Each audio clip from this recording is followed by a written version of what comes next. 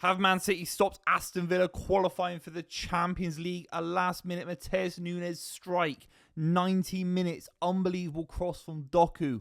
2-1 win to Man City. The most important result, arguably, of the season for Guardiola. I'm on cloud 9. It's outrageous. A 1-1 draw. I was gearing up to kind of talking about maybe the issue of Newcastle, Forest, Villa, all being able to put pressure on Man City with a draw against Villa today. Ultimately, City have got Southampton, Fulham, Bournemouth, Wolves. Very winnable games, but still mathematically an issue for Man City. And now ultimately, I think if you're above Nottingham Forest, who have been absolutely superb, I think it just puts you in that kind of area now where City are nowhere near going to drop out of this top 4, top 5 shout. No way. And I think if you look at Aston Villa now, they've got some tricky fixtures. We're going to talk about those and the other sides in the top 4, top 5 race as well. But I think Newcastle, with the game in hand, they're going to put massive, massive pressure on Aston Villa. It was a very, very strange game. Obviously, a lot of drama in terms of VAR. Bernardo Silva, in a week where he's been rumoured to be asked to leave by Manchester City in the summer. That isn't 100% confirmed yet, but he scores a massive goal. Marmoush driving into the box, a bit of a rebound, bit of a deflected cross, falls to Bernardo Silva on his weak foot, and the keeper, Martinez, flaps it into his own net. He had an absolute stinker today, diving around, playing dramatics, playing GCSE drama, getting a D in it. Ilkay Gundogan barged into him at one point. He was rolling around. The guy's 6'6", and yes, I rate him. I've always rated him on this channel and every other channel that I'm on. I rate Martinez a lot, but diving around, absolutely pathetic. And then you lose 2-1 with the way you concede in the first 7 minutes. Embarrassing. Marcus Rashford makes it 1-0 10 minutes later. Morgan Rogers clashing with Ruben Diaz. The referee is 10 yards away. He doesn't deem it a foul. Stockley Park, who are 500 miles away, deems it a foul. VAR is an absolute disgrace. It gets more things wrong than it gets right. If the referee can't make a decision live, then he's got it wrong. It's not even, I don't even think it's a penalty. I really don't. I think maybe there's a world if he gives it in the running of the game. I've got less of an issue with it, but it's not. We don't need to re-referee that moment. Take a look for yourselves. If you disagree, let me know in the comments down below. But I'm not going on about VAR. It's an absolute disgrace to the sport. After that, I think both sides were comfortable with a draw. City had this strange box going on of Kovacic, Gundogan, Bernardo Silva, De Bruyne, McAtee.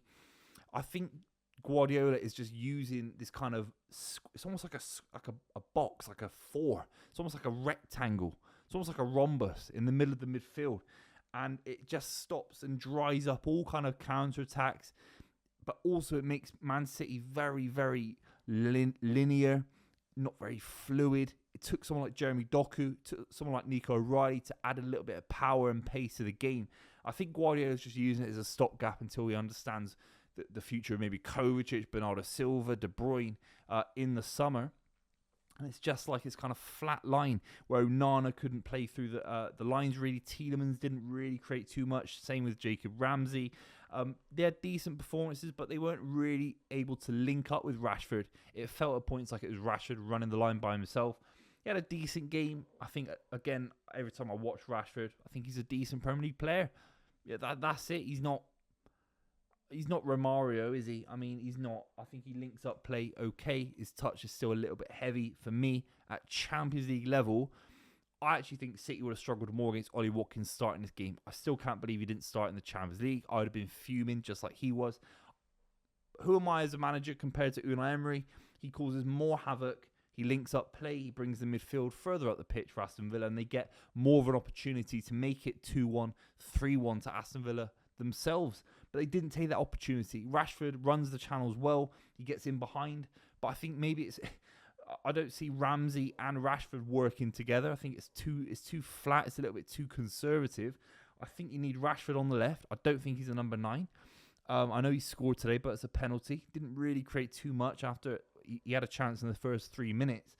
You need Ollie Watkins in these kind of games. It's really weird. He scored a load of goals this season. How's he not playing? I think Unai Emery's getting it wrong.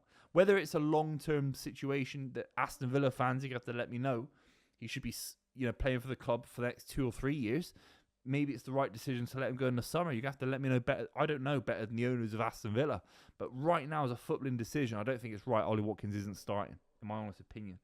Couldn't care less because it made Aston Villa less dynamic, less ability to score that second goal that they needed to win tonight, really. Because Newcastle United have got Ipswich coming up, Brentford. They're difficult games after that, but the next 2 could be 6 points.